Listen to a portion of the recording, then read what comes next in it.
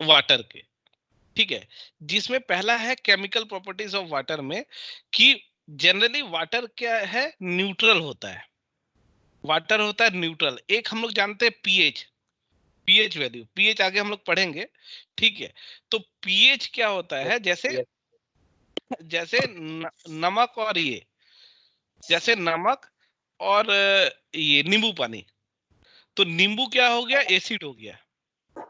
नींबू क्या हो गया, एसिड हो गया, लेमन, ठीक है। और सॉल्ट क्या हो गया, नमक, सॉल्ट बेस हो गया, बेस। ठीक है। Yes, इसीलिए sir. जब जब इनो खाते हैं ना तो ज्यादा नमकीन लगता है। इनो Yes, जब sir. खाते हैं तो ज्यादा नमकीन लगता है, ना कि ज्यादा खट्टा लगेगा। तो हम लोग को जब एसिड होता है तो हम लोग नींबू पानी पी लेते हैं, जो कि उल्टा है। एसिड में नींबू पानी नहीं पीना है।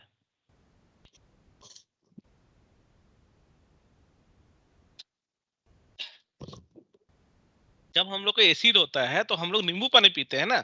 एसिड में जितना हो सके नींबू पानी नहीं पीना चाहिए। नींबू पानी क्या करता है, हजम करने के लिए अच्छा है, कि अगर हजम लेट से हो रहा है तो नींबू पानी पी लीजिए खाने के बाद। जैसे कभी चिकन को दबाते हैं ना, खाते हैं तो फिर ना नींबू पानी पी लीजिए एसिड होने से पहले, ताकि वो जल्दी हजम कर दे। ना कि एसिड होने के बाद नींबू पानी पीजिए। एसिड होने के बाद नींबू पानी पीजिएगा तो वो एसिडिक को और बढ़ाएगा। एसिड के बाद नमक पानी पीना चाहिए, ताकि वो एसिड को न्यूट्रलाइज करता है, ठीक है, और ढकार कम हो जाएगा। नींबू पानी पीने का अलग कॉन्सेप्ट है, ताकि जल्दी हजम हो, ना कि एसिड को घटाए,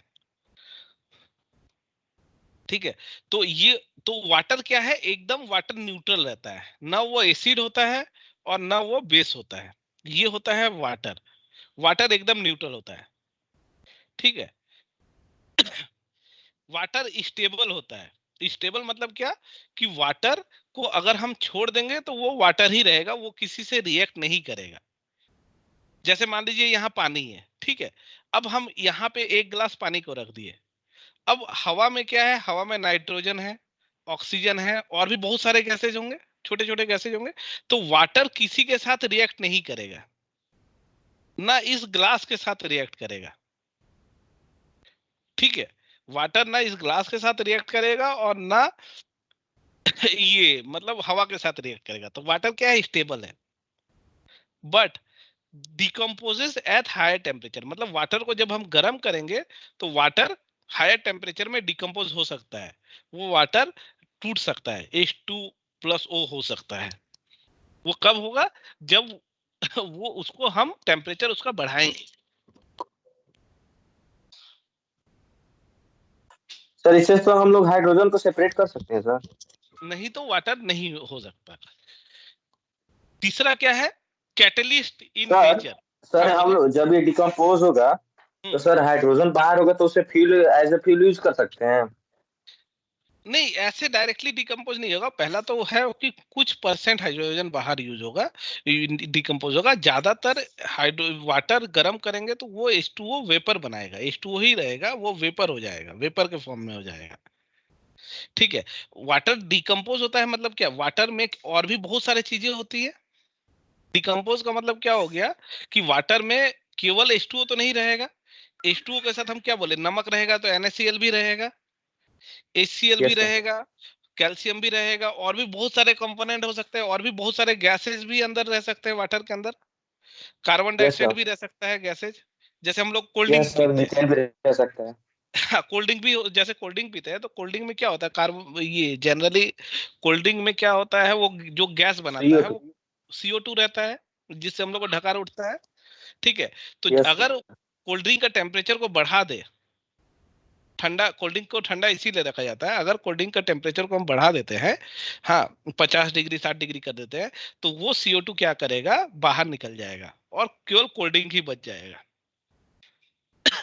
ठीक है। मतलब केवल पानी बच जाएगा, तब ढकार नहीं उठेगा। गर्म करने के बाद कोल्ड ड्रिंक से ढकार नहीं उठेगा। क्यों नहीं उठा, क्योंकि वो डिकम्पोज हो गया, जो अदर गैसेज है वो निकल गया, ठीक है। जब वाटर में वाटर वेपर बन गया तो NaCl नीचे छूट गया, तो वो डिकम्पोज हो गया, अलग हो गया, इसका मतलब होता है डिकम्पोज। डिकम्पोज का केवल यही मतलब नहीं हुआ कि H2 और O अलग हो गया। डिकम्पोज का मतलब उससे सारा चीज ही निकल सकता है। ठीक है, समझे? Yes sir. Yes okay. Sir, ये वाटर जो स्टेबल है, तो पर ये तो कैल्शियम के साथ ये तो डायरेक्ट रिएक्शन कर लेता है। हाँ, कैल्शियम के साथ डायरेक्ट ही रिएक्शन करेगा।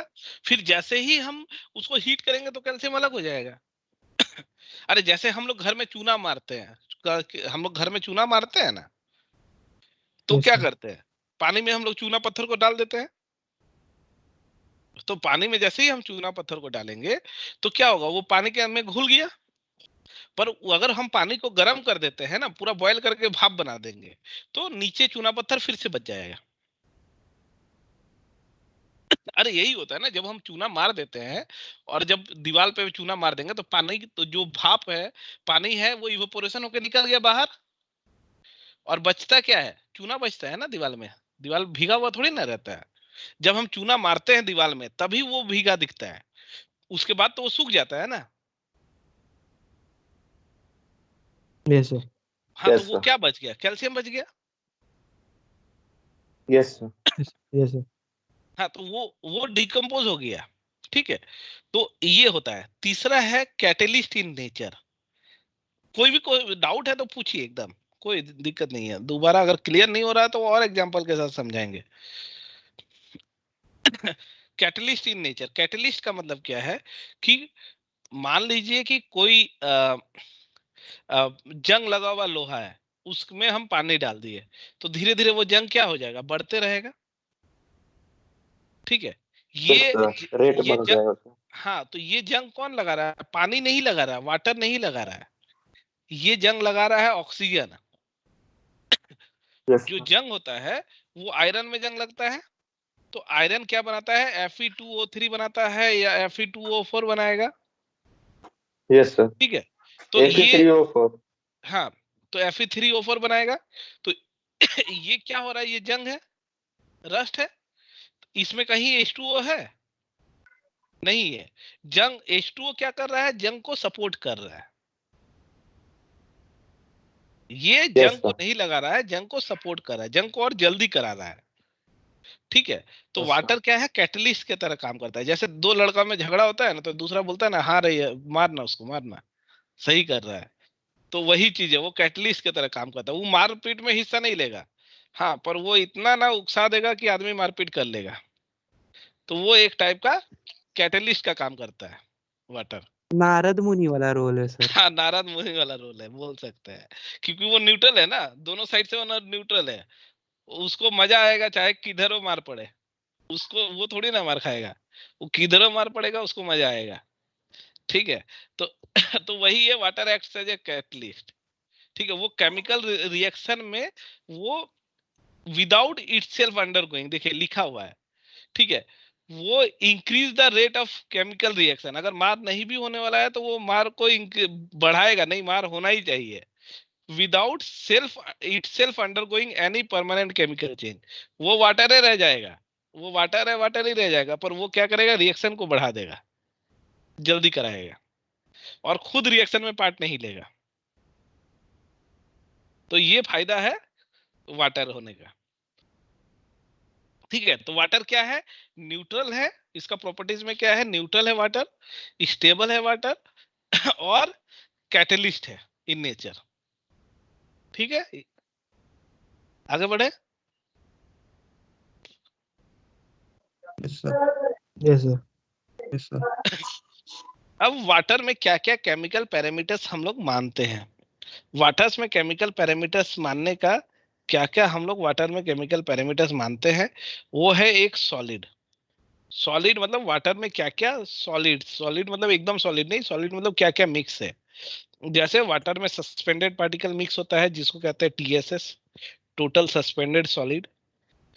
वाटर में डिजॉल्व सॉलिड मिक्स होता है जिसको कहते हैं TDS, टोटल डिजॉल्व सॉलिड। और उसका वो वोलेटाइल इन नेचर है। वोलेटाइल का मतलब बताता हूँ। TSS का मतलब हो गया, जैसे आपको एग्जांपल के तौर पे बताया था कि पानी में बालू मिला देंगे तो कुछ बालू नीचे बैठ जाएगा और कुछ बालू ऊपर में तैरते रहेगा। तो जो ऊपर में तैर रहा है उसको कहते हैं सस्पेंडेड। तो वो हो गया टोटल सस्पेंडेड सॉलिड, मिट्टी बालू कोई भी सामान, तो वो सस्पेंडेड सॉलिड में आएगा। वाटर में चीनी मिला दिए, वाटर में नमक मिला दिए, वाटर में दूध मिला दिए, ये क्या हो गया, TDS, total dissolve solid. Calcium magnesium ये सब नमक के केस में आएगा तो नमक हो गया, ठीक है, ये सब टोटल डिजॉल्व सॉलिड में आ गया। वोलेटाइल का मतलब क्या होता है? वोलेटाइल वोलेटाइल का मतलब क्या होता है कि जैसे आ,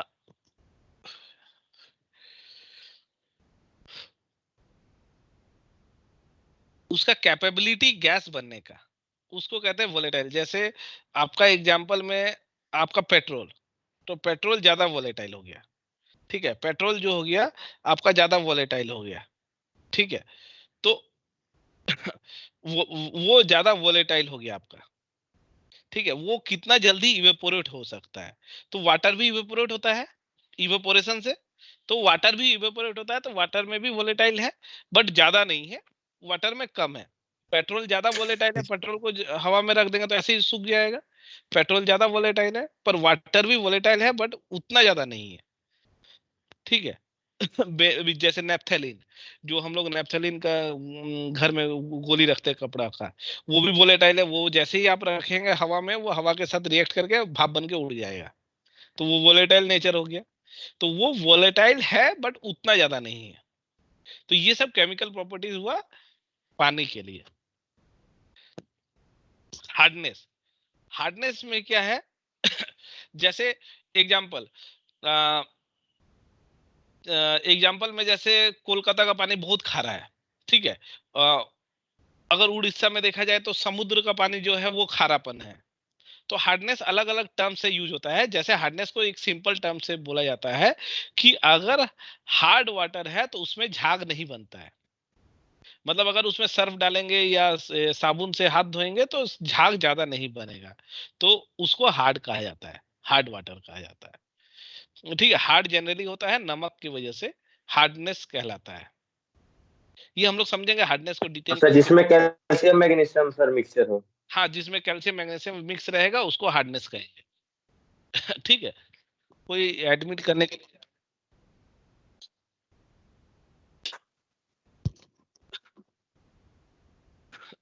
तो उसको वाटर हार्डनेस कहेगा। हार्डनेस को हम लोग और डिटेल में समझेंगे अभी, जैसे ये होता है तो हम लोग हार्डनेस को डिटेल में समझ लेंगे। फिर क्लोराइड्स, वो क्लोराइड के फॉर्म में रहता है, जैसे कैल्शियम क्लोराइड, सोडियम क्लोराइड, ये सब वाटर में रहता है, इसीलिए वो उसका क्लोराइड, ठीक है। इसको भी हम लोग डिटेल में अभी नहीं समझ रहे हैं, अभी जस्ट हम आपको जनरलाइज टर्म में बोल रहे हैं। पीएच तो लास्ट बार बताए, पीएच वाटर का पीएच 7 होता है, ठीक है। तो न्यूट्रल होता है, जो कि न्यूट्रल होता है, 7 मतलब न्यूट्रल होता है। वाटर में ऑक्सीजन डिजॉल्व रहता है, ठीक है। वाटर में क्या होता है, ऑक्सीजन रहता है। हम लोग जब पानी पीते हैं तो पानी पीने के बाद हम लोग को एनर्जी महसूस होता है, वो एनर्जी इसलिए महसूस होता है क्योंकि वाटर में ऑक्सीजन मिला हुआ रहता है। और ये ऑक्सीजन क्या करता है, जैसे ही हम लोग पानी पीते हैं हमारा जो ब्लड है इस ऑक्सीजन को सोख लेता है। वो H2O वाला ऑक्सीजन नहीं, कि H2O वाला ऑक्सीजन, ये वाला ऑक्सीजन नहीं, H2O में और एक्स्ट्रा ऑक्सीजन रहता है, ठीक है। H2O में अलग से कार्बन डाइऑक्साइड रहता है, ठीक है। ये H2O वाला ऑक्सीजन को मत समझिएगा। तो हम लोग जब पानी पीते हैं तो उस पानी में ऑक्सीजन डिजॉल्व रहता है, तो वो जैसे ही ऑक्सीजन हम लोग पीते हैं तो हमारा ब्लड क्या करता है, इस ऑक्सीजन को सोख लेता है। और इस ऑक्सीजन को सोखने के बाद ब्लड क्योंकि पूरा शरीर में दौड़ता है, तो ये ऑक्सीजन क्या करता है, पूरा शरीर में फैल जाता है, और ये ऑक्सीजन कमी को पूरा कर देता है, जिसके कारण हम लोग रिफ्रेश महसूस करते हैं और दोबारा एनर्जेटिक महसूस करते हैं इस ऑक्सीजन के कारण। तो ये होता है वाटर का डिजॉल्व ऑक्सीजन, ठीक है। तो वाटर में अलग अलग कंपोनेंट भी डिजॉल्व रहते हैं, जैसे ऑक्सीजन, कार्बन डाइऑक्साइड, हाइड्रोजन, ये सब, ठीक है। नाइट्रेट के फॉर्म में भी वाटर में रहता है, जैसे ये क्लोराइड के फॉर्म में है, CaCl2 NaCl, ये सब। उसी तरह नाइट्रोजन का कंपाउंड भी रहता है, HNO3, ठीक है, HNO3। उसी तरह सिलिकेट के फॉर्म में रहता है, फ्लोराइड के फॉर्म में रहता है। वाटर में मेटल्स भी पाए जाते हैं, जैसे फ्लोराइड, आयरन। जैसे दांत का पीलापन पड़ना, ये फ्लोराइड की वजह से होता है, जो दांत में हम लोग का पीलापन पड़ता है वो फ्लोराइड की वजह से होता है। कहीं कहीं का पानी में क्या होता है ना कि फ्लोराइड ज्यादा रहता है पानी में, जिसके कारण उस एरिया का में दांत पीला ज्यादा पड़ता है, चाहे ब्रश करे या ना करे। ठीक है, तो नहीं करना ही ज्यादा फायदेमंद है। तो नहीं, जब पीला रहना ही है तो आप कोलगेट और पेप्सोडेंट क्या करेगा, उसमें तो फ्लोराइड मिला हुआ है पानी में। तो ब्रश करेंगे तो भी पीला रहेगा, नहीं करेंगे तो भी पीला रहेगा, कोई फर्क पर थोड़ी ना पड़ेगा। तो इसीलिए किसी कहीं का पानी में आयरन ज्यादा रहता है, जैसे हम बताया कि कलकत्ता का पानी में आयरन ज्यादा रहता है। क्यों ज्यादा रहता है? क्योंकि वहां का जमीन में वैसा ही मिनरल मेटल पाया जाता है। तो ये सब अलग अलग चीजें हैं जो कि पानी में मिले हुए रहते हैं। लीड, आर्सेनिक, ये सब, आयोडीन, कैडमियम, ये सब अलग से मेटल भी पाया जाता है। तो ये सब रहने की वजह से वाटर का प्रॉपर्टी चेंज हो जाता है और उसका केमिकल प्रॉपर्टीज भी चेंज हो जाता है वाटर का। आयरन ज्यादा है, हार्डनेस ज्यादा है, तो वाटर का प्रॉपर्टी अलग होगा। आयरन कम है, हार्डनेस कम है, तो वाटर का प्रॉपर्टी अलग होगा। ऑक्सीजन है, कार्बन डाइऑक्साइड है, तो वाटर का प्रॉपर्टी अलग होगा। तो ये क्या है, उसका केमिकल प्रॉपर्टीज कहलाता है। ठीक है, ये सबको हम लोग डिटेल में भी समझेंगे। अब क्या है कि लास्ट क्लास में हम लोग जैसे बात किए थे, पानी जब भाप बनता है तो वो प्योर वाटर होता है। पानी जब भाप बनता है, यस सर। एक हाँ, एक पानी है, यस वो सर। जब भाप बन गया वो क्या है, प्योर वाटर हो गया। अब वो कंडेंस Yes. हुआ और वो कंडेंस अभी तक प्योर वाटर है। फिर जब वो कंडेंस होकर जमीन में गिरता है तो क्या होता है, जमीन के हवा में क्या है, हवा में ऑक्सीजन भी है, 28% ऑक्सीजन है, CO2 है अदर गैसेज में है, सल्फर 21 लिए होता है पता है आपको? सल्फर नो होता है जैसे कोई भी फ्यूल, मतलब क्या बोलते हैं, कोई भी फ्यूल जो होता गाड़ी। है, हाँ, गाड़ी में पेट्रोल, डीजल, हाँ, कोयला, लकड़ी, हर फ्यूल में सल्फर पाया जाता है। हर फ्यूल में सल्फर रहता है। तो जब सल्फर को हम जलाते हैं, मतलब कोई भी फ्यूल को जलाते हैं, चाहे गाड़ी चला रहे हैं या कुछ भी कर रहे हैं, तो वो ये सल्फर SO2 बनता है। जब भी फ्यूल जलता है तो सल्फर भी जलता है, तो S+O2 SO2 बनता है। ठीक है, तो ये SO2 क्या है, हवा में मिल गया। 1% जो अदर गैसेज है उसमें मिल गया। नाइट्रोजन तो हवा में 78% ही रहता है। ठीक है, तो ये जब रेन वाटर जब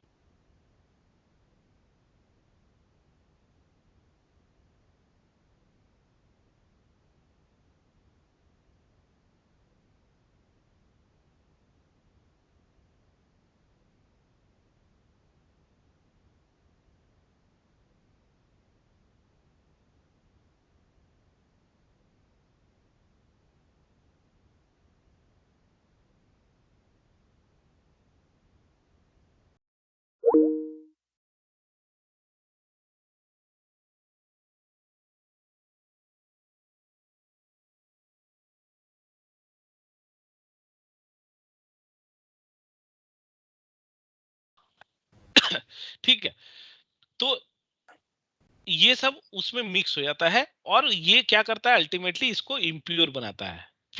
वाटर प्योर यही हुआ, पर जब इसमें CO2, ऑक्सीजन, नाइट्रोजन ये सब मिक्स हो जाता है तो वो उसको इम्प्योरिटीज बनाता है। और वही अगर वाटर H2O अगर SO2 के साथ मिलता है, H2O अगर SO2 के साथ मिलता है तो ये बनाता है H2SO4, जिसको कहते हैं सल्फ्यूरिक एसिड। सल्फ्यूरिक एसिड, जो कि सल्फ्यूरिक एसिड की वजह से एसिड रेन होता है। ठीक है, ये CO2 के साथ जब रिएक्ट करता है, CO2 के, हाँ, तो H2CO3 बनाता है, कार्बोनिक एसिड। Carbonic acid. ठीक है, H2CO3 बनाता है जो कि कार्बोनिक एसिड होता है। ठीक है, कार्बोनिक एसिड भी एसिड ही होता है। तो ये सब जब मिल जाता है वाटर में तो ये एसिड बनाया। सब नहीं, ऑक्सीजन मिलने से नहीं बनाता है, बट बाकी सबसे तो बनाया। तो ये एसिड के वजह से ताजमहल का डिस्कलरेशन हो रहा है। ताजमहल जो है वो आप आर्टिकल में पढ़िएगा, जस्ट गूगल में मारिएगा ताजमहल डिस्कलर हो रहा है।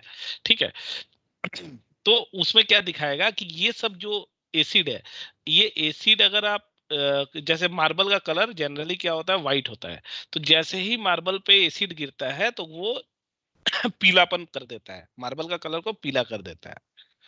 तो ये कार्बोनिक एसिड का काम हुआ, या एसिड का काम हुआ ये काम। ठीक है। इससे भी बड़ा इम्पैक्ट क्या होता है ना, जब जमीन पे गिरता है यही एसिड, जो ये एसिड है, ये जब जमीन पे गिरता है, जो सल्फ्यूरिक एसिड है या कार्बोनिक एसिड है, ये सब जब जमीन पे गिरता है तो जमीन को बंजर बनाता है, और जमीन से आप कोई चीज उगा नहीं सकते, जिसको कहते हैं एसिड रेन। तो ये सब क्या है, वाटर में इम्प्यूरिटीज है। जमीन को केवल पानी चाहिए, केवल H2O चाहिए, ना कि H2O में ये एसिड चाहिए। एसिड गिरने से जमीन बंजर होता है, और जमीन में मतलब उपजाऊ जमीन खत्म हो जाता है, बंजर बन जाता है। यस सर, फर्टिलिटी डिक्रीज होता है। हाँ, फर्टिलिटी डिक्रीज होता है। सर जब ये एसिड रेन होता है तो हम लोग को मालूम कैसे चलेगा कि एसिड रेन हो रहा है कि सिंपल रेन हो रहा है? देखिए, एसिड रेन को रोकने, एसिड रेन आपका क्या होता है ना, जैसे फॉर एग्जांपल नींबू क्या है, एसिड है। यस ठीक सर, है। साइट्रिक तो एसिड है। हाँ, तो नींबू अगर हाथ पे गिरेगा तो कुछ होगा? कुछ नो नहीं सर। होगा। नो कुछ सर। नहीं होगा। क्यों? क्योंकि नींबू में वाटर का परसेंटेज ज्यादा है। वाटर के साथ जब वो मिक्स हो जाएगा तो वो क्या हो जाएगा, वो प्योर, ये वो डाइल्यूट हो जाता है। उसी तरह जो सल्फ्यूरिक एसिड होगा, ये प्योर एसिड रहेगा तो आपको पता चलेगा। एसिड का क्वांटिटी ज्यादा रहेगा तो आपको पता चलेगा, एसिड का क्वांटिटी नहीं ज्यादा रहेगा तो आपको पता नहीं चल पाएगा। हाँ, सर वो आपको पता ही नहीं चलेगा। तो ये कम रहता है। कम इसलिए रहता है कि हमारे गवर्नमेंट का नॉर्म्स है कि एक डीजल इंजन 15 साल ही चले। हाँ, 15 ईयर्स ही चले, इसीलिए बाइक का रजिस्ट्रेशन 15 साल के लिए ही होता है, या कार का रजिस्ट्रेशन 15 साल के लिए ही होता है। अभी गवर्नमेंट 15 साल के बाद डीजल इंजन को बैन कर दिया है। मतलब 15 साल के बाद आप उसका रजिस्ट्रेशन नहीं करा सकते। 15 साल नहीं, डीजल इंजन का हो गया है 10 साल, और पेट्रोल इंजन का 15 साल, शायद ऐसा कुछ है। जो पुराना था वो पुराना ही रहेगा, बट नया में डीजल इंजन 10 साल हो गया शायद, और पेट्रोल इंजन 15 साल हो गया। ठीक है। तो ये सब क्या है, तो सर हम लोग ये सब 10 साल चला के यूज नहीं कर सकते हैं फिर? कौन सा? तो मतलब सर हम लोग कार 10 साल चला के और फिर नहीं चला सकते उससे ज्यादा? कार में 15 साल चलाने के बाद फिर एक्सटेंडेड ये मिलता है 5 इयर्स का। उसमें चेक किया जाता है कि आपका सॉक्स एमिशन कितना है। आप जो पॉल्यूशन चेक कराते हैं ना, पॉल्यूशन याद है कि नहीं, चेक कराते हैं हम लोग, हाँ बाइक का भी चेक कराना यस होता है। सर। उसमें क्या चेक करते हैं, यही सब चेक करते हैं। सॉक्स ही चेक करते हैं। हाँ, कि कितना परसेंट पॉल्यूशन दे रहा है उसका इंजन। ज्यादा पॉल्यूशन दे रहा है तो उसको पॉल्यूशन नहीं हो पाएगा रिन्यू, और पॉल्यूशन रिन्यू नहीं होगा मतलब आपको आपको 5 ईयर का वारंटी नहीं मिलेगा, एडिशनल नहीं मिलेगा, और 5 ईयर के बाद तो और दोबारा रजिस्ट्रेशन होगा भी नहीं। गाड़ी सर बदलना पड़ेगा। हाँ, ये कब होता है, जब गाड़ी में आपका सीओ, देखिए, 3 चीज का पॉल्यूशन होता है। एक पॉल्यूशन होता है कॉक्स, कॉक्स बोलते हैं, सॉक्स बोलते हैं, और नॉक्स बोलते हैं। कॉक्स किसको बोलते हैं? CO2 को नहीं बोलते हैं कॉक्स। CO2। नहीं, सीओ को बोलते हैं। CO2 को इसलिए नहीं बोलते हैं क्योंकि CO2 को टेक केयर करने वाला कौन है? पेड़ है। पेड़ क्या करता है, CO2 को लेके O2 दे देता है। ठीक है। सॉक्स, सीओ पेड़ नहीं ले पाता, कार्बन मोनोऑक्साइड को पेड़ नहीं ले पाता है, तो सीओ को बोलते हैं कॉक्स, SO2 को बोलते हैं सॉक्स, और NO2 को बोलते हैं नॉक्स। ठीक है। तो ये तीनों चीज, SO2 से क्या होता है, सल्फ्यूरिक एसिड फॉर्मेशन होता है। सीओ से, सीओ को पेड़ नहीं ले पाएगा तो वो एटमॉस्फेयर में ही रह जाएगा सीओ। ठीक है। और NO2 नॉक्स फॉर्मेशन होता है। ठीक है। तो ये नाइट्रिक तीनों को एसिड। कंट्रोल किया जाता है। ये तीनों को कंट्रोल करने का तरीका क्या है? अगर आपका इंजन सही है, इंजन में हवा, क्योंकि फायर लगने के लिए हवा भी चाहिए होता है। अगर इंजन में एक्स्ट्रा एयर जा रहा है जिससे सीओ का फॉर्मेशन कम हो रहा है, जनरली इसको जीरो माना जाता है। अगर सारा का सारा CO2 निकल रहा है, सीओ का फॉर्मेशन नहीं हो रहा है, इसका मतलब आप पॉल्यूशन को खराब नहीं कर रहे हैं, मतलब अर्थ एटमोस्फेयर को खराब नहीं कर रहे हैं। सॉक्स एक लिमिट में निकलना चाहिए, इससे ज्यादा निकल रहा है, इसका मतलब क्या है कि आपका गाड़ी आउटडेटेड हो गया है, मतलब सही से कंबसन नहीं हो पा रहा है। इसीलिए अभी नया नया फ्यूल का टेक्निक भी चेंज हो रहा है। फ्यूल में देखिएगा इथाइल कुछ ये मिलाया जाएगा, शुगर इंडस्ट्री जो इथाइल बनाता है वो मिलाया जाएगा, ठीक है। बहुत सारे और भी ये फॉर्मेशन हो रहे हैं। नॉक्स फॉर्मेशन ज्यादा कब होते हैं, जब इंजन का टेम्परेचर 1400 डिग्री से ज्यादा होता है, तब नॉक्स का फॉर्मेशन ज्यादा होता है। तो ये सब अगर नहीं हो रहा है, ये सब कब नहीं होगा, जब इंजन आपका नया है, इंजन में सर्विसिंग रेगुलर कराएंगे तो। अगर कोई इंसान रेगुलर इंजन का सर्विसिंग नहीं कराता है तो क्या होता है, उसका ये सब तो इंजन से ही निकलता है। तो इंजन से ये सब निकलेगा तो क्या होगा, अगर 15 साल गाड़ी चल गया तो क्या होता है, भाई लोग क्या करता है, नया नया गाड़ी आता है तो डेली पूछते हैं। उसका जैसे ही पुराना हो जाता है गाड़ी तो उसका पूछना भी छोड़ देते हैं, होता है कि नहीं? सर गैस का एमिशन ज्यादा होने लगता यस। है पुराना होने से। हाँ, वो एक्चुअली क्या है, उसके बाद टेंशन ही नहीं लेते, अब तो गाड़ी का दाम ही नहीं मिलेगा, अब सर्विसिंग करा के क्या करेंगे। पहले हम लोग नया नया था तो 3 महीना में सर्विसिंग करा दिए, हाँ 6 महीना में सर्विसिंग करा दी, जैसे ही पुराना हो गया हम सर्विसिंग कराना भी छोड़ दिया। तो वो क्या होता है कि पुराना सर्विसिंग नहीं कराएंगे तो क्या होगा, इंजन उतना अच्छे से नहीं चलेगा, इंजन में वियर वियर हो जाता है, घस जाता है इंजन। तो इसी कारण से ये सब का फॉर्मेशन बढ़ जाता है, जिसके कारण से जैसे ही आपका 15 साल पार हो जाएगा, 16 साल 17 साल होगा, तो ये सब जैसे ही ज्यादा हो जाएगा, आपको इन्वायरमेंट में पॉल्यूशन सर्टिफिकेट मिलेगा ही नहीं। और पॉल्यूशन नहीं मिलेगा सर्टिफिकेट तो आपका रिन्यू ही नहीं होगा। इवन आपका अगर नया गाड़ी में भी पॉल्यूशन सही नहीं है तो आपको पॉल्यूशन सर्टिफिकेट देगा ही नहीं। और पॉल्यूशन सर्टिफिकेट नहीं देगा तो आपका गाड़ी ऐसे ही बंद हो गया। तो ये है पॉल्यूशन का नॉर्म्स, ठीक है। इसी कारण से गाड़ी को 10 से 15 साल ही रिन्यू किया जाता है, उसके बाद नहीं किया जाता गाड़ी का रिन्यू। इवन जो ये सब तो छोड़िए, गाड़ी का जो पावर प्लांट है ना, वो पावर प्लांट का भी सोचिए नियम कि 1 lakh working hour, 1 lakh working hour, इसके बाद आपको पावर प्लांट का रिन्यू कराना पड़ेगा सर्टिफिकेट। अगर इसके बाद भी पॉल्यूशन निकल रहा है 1 लाख वर्किंग आवर के बाद, तो 1 लाख वर्किंग आवर का मतलब होता है 1 lakh working hour, 1 lakh working hour का मतलब होता है डिवाइडेड बाई 365 दिन, डिवाइडेड बाई 24 घंटा, करीबन 11 साढ़े 11 साल। तो आप 11 साल के बाद आपको पावर प्लांट को भी रिन्यू कराना पड़ेगा। और मैक्सिमम पावर प्लांट रिन्यू होता है 20 साल के लिए। 20 साल के ऊपर अगर पावर प्लांट कोई चल रहा है, इसका मतलब क्या है कि इसको इलीगल चला रहा है, क्योंकि उसके बाद यहाँ पे कॉक्स नॉक्स सॉक्स तीनों प्रोड्यूस होने लगते हैं। और ये सब प्रोड्यूस होंगे तो ये सब हवा में जाएंगे, ये सब कहाँ जाता है, हवा में जाएगा। और ये हवा में जाएगा तो क्या होगा, वाटर के साथ रिएक्ट करेगा। और ये वाटर के साथ रिएक्ट करेगा तो क्या होगा, जमीन को बंजर बनाएगा, उपजाऊ घटा देगा जमीन का। Yes sir. हाँ, तो यस अल्टीमेटली सर। क्या होगा, हम लोग को जितना सब्जी उब्जी है सब में क्या होगा, यूरिया और खाद दे के ही उगाना पड़ेगा, क्योंकि जमीन का उपजाऊ खत्म हो जाएगा। तो उपजाऊ खत्म हो जाएगा तो क्या होगा, पूरा खाद से ही हम लोग को सब्जी उगाना पड़ेगा, बिना सब्जी के तो चलेगा नहीं मार्केट। और अल्टीमेटली वो खाद हमारे शरीर पे जाएगा। तो ये सब इन्वायरमेंट का हजार्ड है। नहीं तो पहले के जमाने में उतना ही सेम खेती होता था, और इससे ज्यादा खेती होता था। अभी खेती बिना खाद के होता ही नहीं है। हम लोग जो भी खाते हैं यस अल्टीमेटली सर। हमारे शरीर में खाद ही जाता है। Yes sir. Yes sir. हाँ, क्यों खाद जाता है वो भी समझ रहे हैं ना, डिकम्पोज होता है। हम अभी क्या बोले, वाटर डिकम्पोज होता है तो क्या बचता है, जो उसका इम्प्यूरिटीज है वो बच जाता है।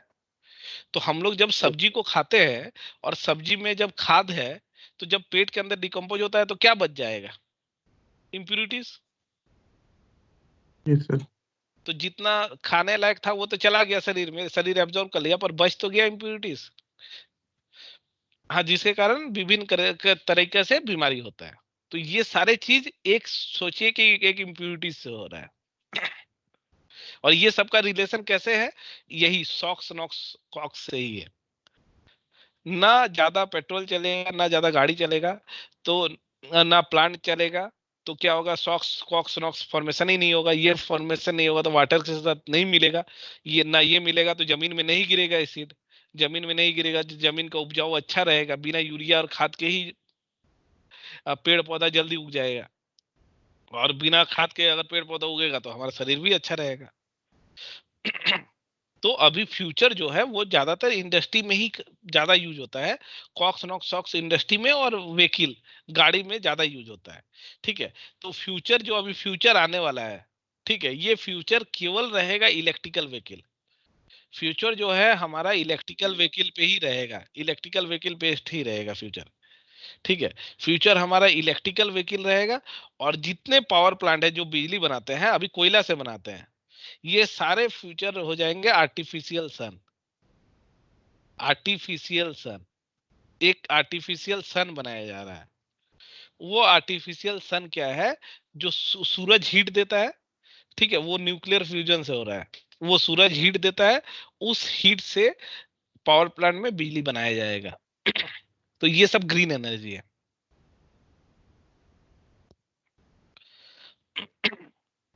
तो ये अभी आने वाला फ्यूचर यही होगा हम लोग का, मे बी आने वाला 10 साल के अंदर। ठीक है, फिर reaction with nitrogen. Reaction with nitrogen में क्या होता है? अभी रिएक्शन विथ कार्बन डाइऑक्साइड में क्या देखे, कार्बोनिक एसिड बनाया। नाइट्रोजन में क्या बनाता है? 2HNO3। ये क्या, कौन सा एसिड है? Nitric acid. हाँ, नाइट्रिक एसिड। और ये भी एसिड बनाया। और सल्फर डाइऑक्साइड से सल्फ्यूरिक एसिड। ये रिएक्शन याद नहीं करना है आपको, याद ये समझना है कि किसी से क्या बनता है। नाइट्रोजन से बनेगा तो नाइट्रिक एसिड बनेगा, अगर सल्फर से बनेगा तो सल्फ्यूरिक एसिड बनेगा, कार्बन डाइऑक्साइड से बनेगा तो कार्बोनिक एसिड बनेगा। ये अल्टीमेटली क्या हुआ, सब एसिड रेन को सपोर्ट करता है। ठीक है, इसमें भी क्या है कि ये जो नाइट्रिक एसिड बनता है, ये ऐसे ही नहीं बन जाता है। ये नाइट्रिक एसिड बनने के पीछे इसका रीजन है। ये एटमॉस्फेयर में 78% नाइट्रोजन है। तब तो जो बारिश हो रहा है सभी नाइट्रिक एसिड बन जाएगा। नाइट्रिक एसिड कभी नहीं बन सकता है डायरेक्टली। ये तभी बनेगा जब हम डायरेक्टली एयर में नाइट्रोजन डाइऑक्साइड छोड़ रहे हैं। जब डायरेक्टली नाइट्रोजन डाइऑक्साइड छोड़ रहे हैं, और ये डायरेक्टली नाइट्रोजन डाइऑक्साइड कैसे आता है एयर में? Through vehicle emission. व्हीकल से जो एमिशन हो रहा है, पॉल्यूशन हो रहा है, या इंडस्ट्री से जो एमिशन पॉल्यूशन हो रहा है, उसके वजह से डायरेक्टली नाइट्रोजन डाइऑक्साइड आता है। ये जब वाटर के साथ मिलता है तब नाइट्रिक एसिड बनाता है। एल्स जो हवा है उसमें नाइट्रोजन डाइऑक्साइड तभी बनेगा जब लाइटनिंग होगा, मतलब थंडर होगा, बिजली गिरेगा। तो जब बिजली गिरता है तो क्या होता है, बिजली में खुद तापमान बहुत रहता है, बिजली का तापमान बहुत ज्यादा रहता है। तो हम क्या बोले, 1400 डिग्री सेंटीग्रेड जब तक नहीं होगा नाइट्रोजन डाइऑक्साइड नहीं बनेगा। तो जब 1400 डिग्री के ऊपर बिजली गिरता है तभी नाइट्रोजन बनता है। ये बहुत कम ही होता है, ये रेयरली होता है। पर सबसे ज्यादा चांसेस होता है जो हमारे इंडस्ट्री से नाइट्रोजन डाइऑक्साइड डायरेक्ट निकल रहा है वो वाटर से ये होता है। ये खुद ब खुद नाइट्रोजन से कभी वाटर रिएक्ट नहीं करेगा। ठीक है, NO2 से NO2 से वाटर रिएक्ट करता है, ना कि नाइट्रोजन से रिएक्ट करता है। तो ये ज्यादा कंसर्न नहीं है, कंसर्न ज्यादा है इंडस्ट्रीज और हमारा गाड़ी चलाना और जो भी फ्यूल है उसको जलाना है। ठीक है, आगे बढ़े या कोई क्वेश्चन है?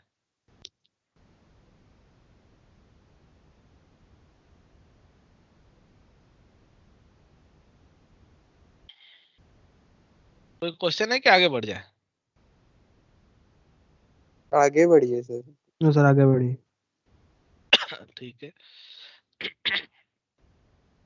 अब जैसे बताया कि इफेक्ट ऑफ एसिड रेन से क्या होता है, इफेक्ट ऑफ एसिड रेन से क्या होता है कि अर्थ का सरफेस जो है, सरफेस ऑफ द अर्थ, ठीक है, वो सरफेस ऑफ द अर्थ वो डैमेज हो जाता है। ठीक है, surface of the earth damage हो जाता है, जिसके कारण जमीन का उपजाऊ खत्म हो जाता है। यही है main effect of the acid rain. इसी के कारण एसिड रेन होता है।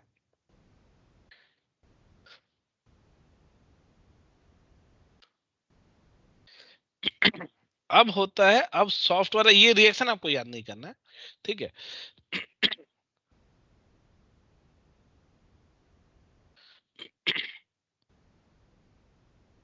अब आपका सॉफ्ट वाटर और हार्ड वाटर में अंतर।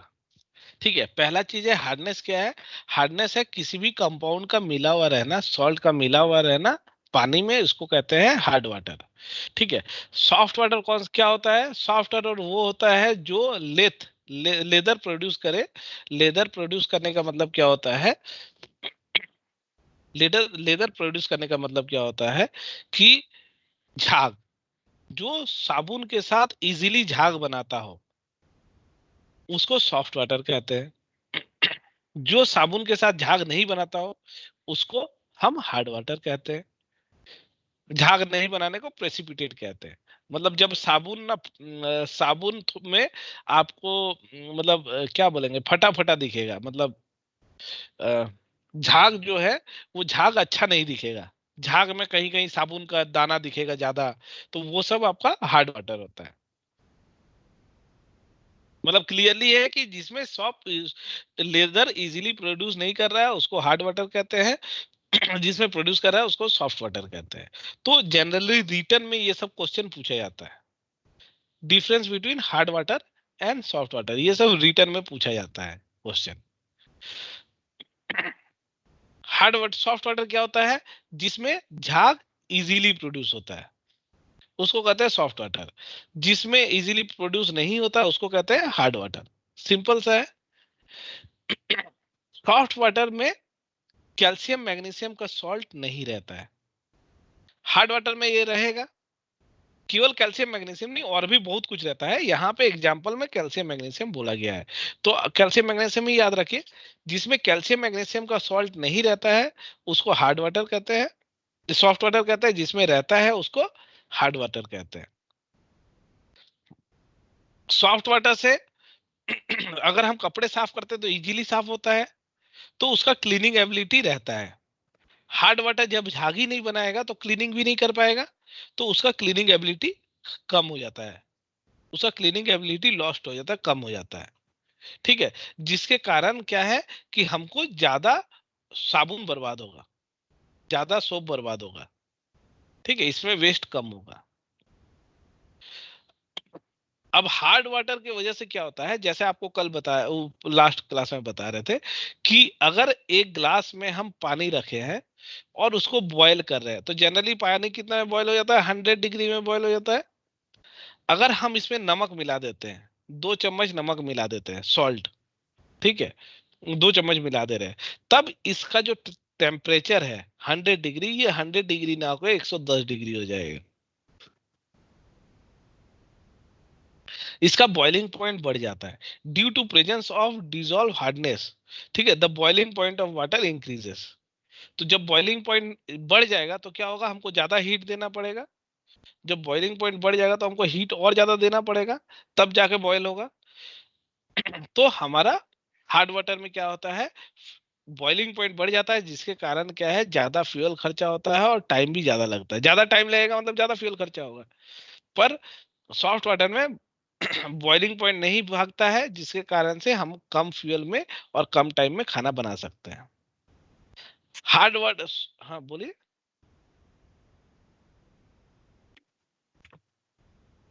कुछ पूछ रहे हैं? नहीं,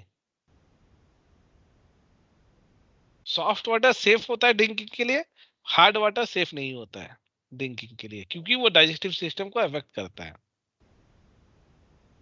सिमिलरली जब ड्रिंकिंग के लिए नहीं है तो हम इंडस्ट्रियल में भी यूज नहीं करते हैं। पर हार्ड वाटर यूज करते हैं, सॉफ्ट वाटर इंडस्ट्री में भी। इंडस्ट्री में जब ड्रिंकिंग के लिए सेफ नहीं है तो हार्ड वाटर इंडस्ट्री के लिए भी यूज के लिए नहीं होता है। हार्ड वाटर होने से स्केल फॉर्मेशन होता है। मतलब जैसे जनरली क्या होता है कि अब एक बर्तन में पानी को बॉयल कर रहे हैं, ठीक है। अगर किसी का घर में घर के आसपास कभी हार्ड वाटर के एरिया में कभी गए हैं, या मान लीजिए कोई होटल में भी ठहरे हैं, तो आप देखिएगा कि जो बाल्टी है ना, वो बाल्टी में ना एक स्केल जमा हुआ रहता है, व्हाइट कलर का या कोई अदर कलर का एक स्केल, मोटा सा एक लेयर जमा हो जाता है रेगुलर यूज करने के बाद। ठीक है, हार्ड वाटर के केस में। ठीक है, सॉफ्ट वाटर के केस में स्केल नहीं जमा होता। हार्ड वाटर में अगर बॉयल करेंगे ना, तो नीचे ना व्हाइट कलर का एक परत जम जाता है, व्हाइट कलर का एक परत जम जाता है। जैसे मेरा घर बिलोंग करते हैं धनबाद से, तो हम लोग के धनबाद में ना वो थोड़ा हार्ड वाटर है, बोरिंग किया हुआ पानी है बट हार्ड वाटर है। तो हार्ड वाटर में क्या है ना कि जब भी पानी बॉईल करते हैं ना, नीचे का जितना बर्तन है उन सब में एक व्हाइट कलर का स्केल जमा हुआ रहता है जिसमें पानी बॉईल करते हैं। तो वो स्केल क्या है, ऐसे ही नहीं छूटता है। तो ठीक है, तो स्केल होने से क्या होता है ना, स्केल जब हो जाएगा तो लोहा क्या है, गुड कंडक्टर है, और स्केल क्या है, बैड कंडक्टर है। तो स्केल अगर जम जाता है और फिर स्केल को आप साफ नहीं करते हैं, तो क्या होगा कि जब आप हीट देंगे तो ये हीट पानी तक नहीं पहुंचेगा, पूरी हीट पानी तक नहीं पहुंचेगा। क्यों? क्योंकि जो स्केल है वो बैड कंडक्टर है, तो हमको ज्यादा हीट देना पड़ता है, ज्यादा हीट का खर्चा होता है, इसीलिए स्केल सही नहीं होता। ज्यादा हीट देंगे तो ये जो मेटल है ये मेटल गल जाएगा। तो इसीलिए हार्ड वाटर में क्या होता है, स्केल फॉर्मेशन हो जाता है, जिसके कारण हार्ड वाटर सेफ नहीं होता यूज करना।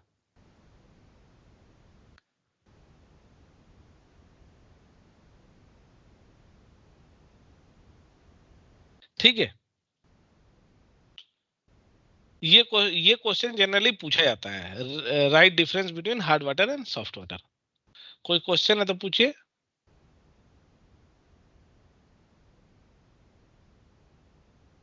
हार्ड वाटर को किस तरीके से सॉफ्ट वाटर में कन्वर्ट कर सकते हैं? हाँ, हार्ड वाटर को सॉफ्ट वाटर में कन्वर्ट कर सकते हैं हम। हार्ड वाटर को सॉफ्ट वाटर में कन्वर्ट करते हैं थ्रू बॉइलिंग। बॉयल करके हम हार्ड वाटर को सॉफ्ट वाटर में कन्वर्ट कर सकते हैं। अगर वो दो टाइप के यस हार्डनेस सर, होते हैं। मैग्नीशियम और कैल्शियम हटा देंगे तो। हाँ, जैसे हम बताए ना कि हार्ड वाटर को जैसे ही हम लोग, जैसे घर में हम बताए अभी क्या कि हार्ड वाटर घर में है हम लोग के घर में, तो जैसे ही हार्ड वाटर को बॉयल करते हैं नीचे स्केल जमा हो जाता है। तो इसके बाद नीचे स्केल यहाँ डिपोजिट हो गया, तो ऊपर में क्या रह गया, सॉफ्ट वाटर रह गया। तो यस हार्ड सर। वाटर को हम सॉफ्ट वाटर में कन्वर्ट कर सकते हैं। हाँ, बट हार्डनेस किस टाइप का वो भी डिपेंड करता है, इसके आगे वही जा रहे हैं। हार्डनेस क्या होता है, permanent hardness and temporary hardness. ठीक है, अब परमानेंट जो टेम्पोररी हार्डनेस है वो किस लिए होता है, वो होता है हार्डनेस की वजह से। किसके किसके हार्डनेस की वजह से, कैल्शियम और मैग्नीशियम के हार्डनेस की कार्बोनेट वजह एंड से। Magnesium sir. हाँ, हाँ नहीं, कैल्शियम मैग्नीशियम के हार्डनेस की वजह से, जो कि कार्बोनेट और बाइकार्बोनेट का रहता है। कैल्शियम मैग्नीशियम का हार्डनेस इस केस में भी होता है, बट ये किस लिए होता है, ये क्लोराइड की वजह से होता है। सर क्लोराइड, सल्फेट्स, हाँ, हाइड्राइड। हाँ एकदम सही बोले। हाँ, तो ये सब की वजह से होता है।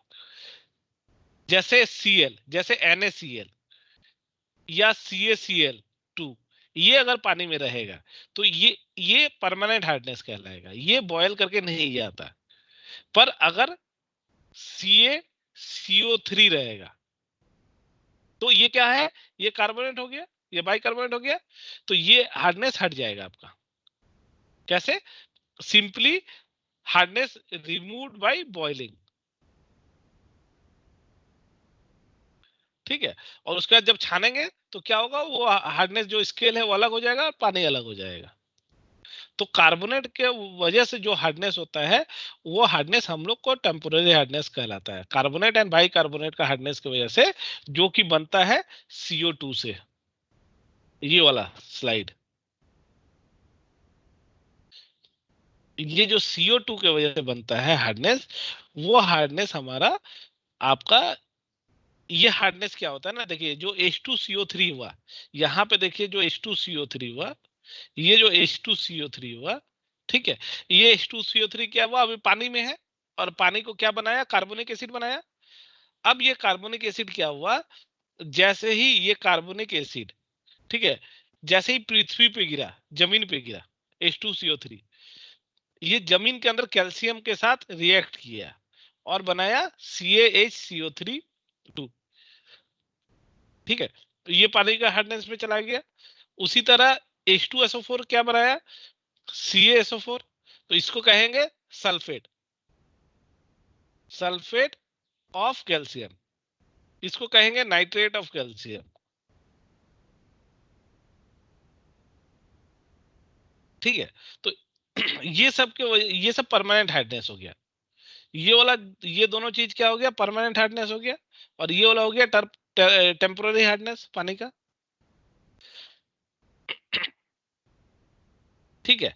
तो ये हो गया carbonate hardness. Temporary hardness is also called carbonate hardness. और नॉन जो परमानेंट हार्डनेस है वो जो भी कार्बोनेट हार्डनेस को छोड़ के जितने टाइप के हार्डनेस होते हैं, क्लोराइड, सल्फेट, नाइट्रेट, इसको नॉन कार्बोनेट बोलते हैं। तो ये परमानेंट हार्डनेस हो गया। This hardness causing salts are called alkaline. Alkaline का मतलब होता है बेस, ठीक है। एक होता है एसिड, एक होता है बेस, तो बेस को ही एल्कलाइन बोला जाता है। तो ये सॉल्ट की वजह से हुआ जो कि बेस है, तो इसको कहते हैं एल्कलाइन हार्डनेस। और ये नॉन एल्कलाइन हार्डनेस होता है। ये बॉइलिंग से रिमूव हो सकता है। परमानेंट हार्डनेस कभी भी बॉइलिंग से रिमूव नहीं होता है। इसको अलग अलग प्रोसेस से रिमूव किया जाता है, जैसे lime soda process, ion exchange process, ये सब हम लोग समझेंगे क्या क्या होता है। डीएम प्लांट, ठीक है। ये चीजों से परमानेंट हार्डनेस रिमूव होता है।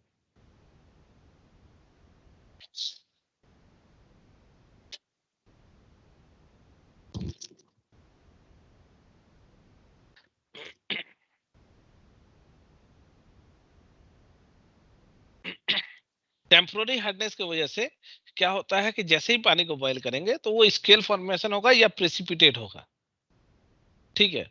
जिसको हम छान के अलग कर सकते हैं, जिसको हम छान के अलग कर सकते हैं, कैल्शियम मैग्नीशियम को छान के अलग कर देंगे तो वो पानी बच जाएगा। बट इसका जो स्केल है ये एकदम परमानेंट स्केल बन जाएगा, और ये छान के अलग नहीं कर सकते।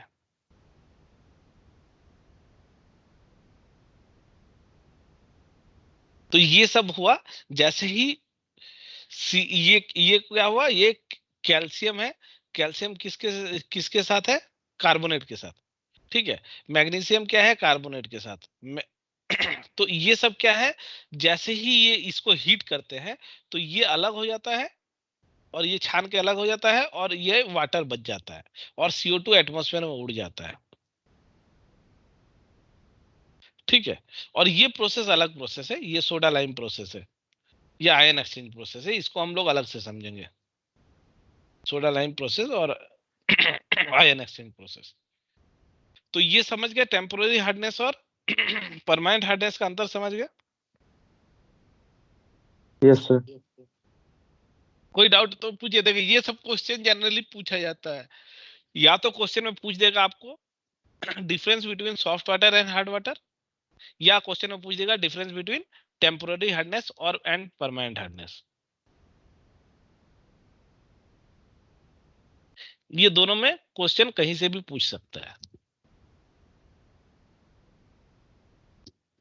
1 मिनट 2 मिनट दीजिएगा, हम पानी लेके आ रहे हैं, तो पानी पानी पी के आ रहे हैं।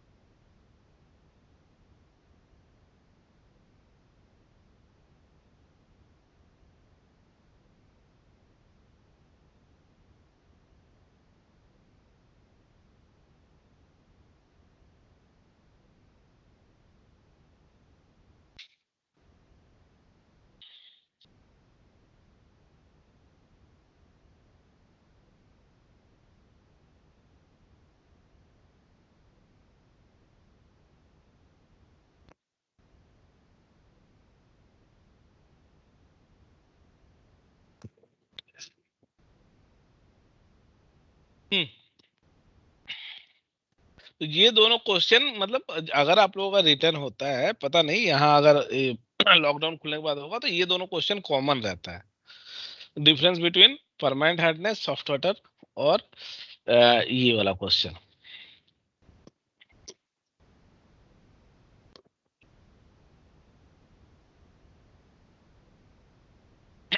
इसके बाद डिग्री ऑफ हार्डनेस। ये डिग्री ऑफ हार्डनेस में क्या है कि डिग्री ऑफ हार्डनेस क्या होता है, डिग्री ऑफ हार्डनेस को निकालने का तरीका क्या है कि जनरली हम लोग बोलते हैं कि मतलब it is determined in terms of calcium carbonate. Calcium carbonate को इसलिए इसको रखा गया है, ये क्वेश्चन नहीं पूछा जाता है, बट क्या है कि डिग्री ऑफ हार्डनेस को कैल्शियम कार्बोनेट से ये किया जाता है। इसलिए किया जाता है कि कैल्शियम कार्बोनेट का अगर मॉलिक्यूलर वेट देखा जाए तो मॉलिक्यूलर वेट होता है, जैसे ऑक्सीजन का 8 होता है मॉलिक्यूलर नंबर, कार्बन का 6 होता है और कैल्शियम का 20 होता है। तो जब मॉलिक्यूलर वेट का बात बोला जाता है तो वेट मतलब इंटू 2 हो जाता है। तो ये 40 हो गया, ये इंटू 2 मतलब 12 हो गया, और 8 इंटू 2 तो 16 हो गया। बट ये 3 को मॉलिक्यूल है, ऑक्सीजन 3 को है, तो 16 इंटू 3 तो 48, 12 और 40, ये तीनों को जोड़ेंगे तो 100 आना चाहिए। 100। हाँ, तो जो मॉलिक्यूलर नंबर होता है उसको दो से मल्टीप्लाई कर देंगे तो उसका मॉलिक्यूलर वेट निकल जाता है। तो कोई भी चीज को जब कैलकुलेशन करेंगे और नीचे में अगर 100 रहेगा तो डिवाइड करना इजी रहता है। इसी कारण से कैल्शियम कार्बोनेट, क्योंकि देखिए हार्डनेस तो कैल्शियम की वजह से क्या मैग्नीशियम की वजह से भी होता है, सोडियम की वजह से भी होगा। अभी जब हम लोग डीएम प्लांट समझेंगे तब समझेंगे, सोडियम मैग्नीशियम कैल्शियम सबकी वजह से होता है, पोटेशियम सबकी वजह से होता है। तो ये हार्डनेस सबकी वजह से होता है। बट क्या है कि हम लोग कैल्शियम कार्बोनेट से ही हम लोग इसको कैलकुलेट करते हैं। क्यों? क्योंकि वो कैलकुलेशन हमारा इजी हो जाता है 100 नंबर होने के कारण। ठीक है, तो इसको निकालने का तरीका आपको फॉर्मूला नहीं पूछेगा, ये फॉर्मूला देख के मत डरिएगा, ये फॉर्मूला कहीं से भी नहीं पूछेगा। इसका मतलब क्या है कि पानी में कितना हार्डनेस है, कितना कैल्शियम कार्बोनेट मिक्स किया हुआ है पानी में। ठीक है, any of the hardness causing salt present in water is first converted to calcium carbonate equivalent according to the below formula. तो इक्विवेलेंट ऑफ CaCO3, ये थोड़ा सा क्रिटिकल दिखता है पर है नहीं। ठीक है, मतलब देखिए कभी भी अगर मान लीजिए कि पानी, अगर हम पानी में 1 चम्मच नमक दे रहे हैं, पानी में 1 चम्मच नमक दिए और 1 चम्मच चीनी दिए, तो हम नमक से ही कैलकुलेट करेंगे। तो हम क्या करेंगे, चीनी को नमक में कन्वर्ट कर देंगे कि इतना चीनी है तो कितना नमक होगा, मतलब उसको भी उसका वजन के हिसाब से, उसका वजन के हिसाब से हम चेंज कर देंगे। तो ये क्या है, वेट ऑफ हार्डनेस, टोटल कितना वेट है हार्डनेस प्रोड्यूसिंग सब्सटेंस, चाहे मैग्नीशियम हो कैल्शियम हो कुछ भी हो, into molecular weight of CaCO3 जो कि 100 है। ठीक है, by weight of hardness producing substance, चाहे वो मैग्नीशियम रहे या जो भी रहे, कैल्शियम रहे सोडियम रहे, तो ये सारा इक्विवेलेंट कहलाएगा CaCO3 के हिसाब से। अब इसमें क्या है कि मॉलिक्यूलर वेट हमको पता है 100 है, तो सीधा 100 से डिवाइड कर देंगे bye molecular weight of hardness producing substance. मतलब मान लीजिए NaCl हो गया, तो Na का मॉलिक्यूलर वेट कितना होता है, Cl का कितना होता है। ठीक है, Cl का मान लीजिए 17 हुआ, Na का कितना होता रहने है का हमको 23 23, तो 23 20, हाँ तो ये हो जाएगा 46 ये और ये हो जाएगा 40 34। ठीक है, तो ये हो जाएगा 80, तो 100 डिवाइडेड बाई 80। ठीक है, अगर केवल उसमें NaCl मिला है तो, अगर और भी कुछ मिला है तो और भी कोई चीज से ये करेंगे। ठीक है, तो सर ये Na हार्डनेस, का मॉलिक्यूलर वेट 23 होता है सर। वो मॉलिक्यूलर वेट 23 होता है। यस सर, मॉलिक्यूलर वेट हम बोले 23। यस सर, उसका एटॉमिक नंबर 11 होता है। यस ओके सर, ठीक। एटॉमिक नंबर 11, मॉलिक्यूलर वेट बोले सर हाँ तो 23। ठीक है, तो हाँ तो 80 ये 23 प्लस ये तो हो जाएगा आपका 57। तो 100 डिवाइडेड बाई 57 कर देंगे, ठीक है। Yes sir, 57। तो वही होता है। तो इसमें मेन याद रखना है आपको क्या, यूनिट ऑफ हार्डनेस, ना कि वो कैलकुलेशन याद रखना है। ठीक है, आपको क्या याद रखना है, यूनिट ऑफ हार्डनेस। आपसे पूछा जाएगा कि what is the unit of hardness, तो यूनिट ऑफ हार्डनेस क्या होता है, 1 ppm। यूनिट ऑफ हार्डनेस को कहा जाता है ppm। यूनिट ऑफ हार्डनेस को कहा जाता है ppm, ठीक है, या mg पर एल, या डिग्री ऑफ क्लार्क, या डिग्री ऑफ फ्रेंच। अब ये क्या होता है, पहले चीज ये तो समझ लीजिए कि ये सब है एक ही। 1 ppm और 1 mg पर एल का मतलब सेम हुआ। क्यों? क्योंकि देखिए 1 मिलीग्राम बाई 1 लीटर, ठीक है। 1 लीटर में, 1 लीटर में कितना केजी होता है? नॉर्मली हम बोलते हैं कि 1 केजी, यस सर, 1 kg। ठीक यस है। सर। नॉर्मली हम लोग 1 केजी बोलते हैं, ठीक है। यस 1 केजी में कितना ग्राम रहता है? 1000 ग्राम 1000 1000 ग्राम। 1000 ग्राम। 1000। और 1 ग्राम में कितना ये रहेगा, मिलीग्राम? 10,000 sir 10 1000 1000 sir. सर 1000 वो ग्राम। 1 मिलियन हो जाएगा सर, 10 हाँ लाख। तो हाँ 10 यहाँ, यहाँ 2 जीरो, यहाँ 3 जीरो, यस सर, 10 लाख। ठीक है। 10 lakhs हो गया, ठीक है।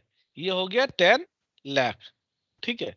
10 लाख को हम लोग बोलते मिलियन। हैं 1 1 मिलियन, मिलियन।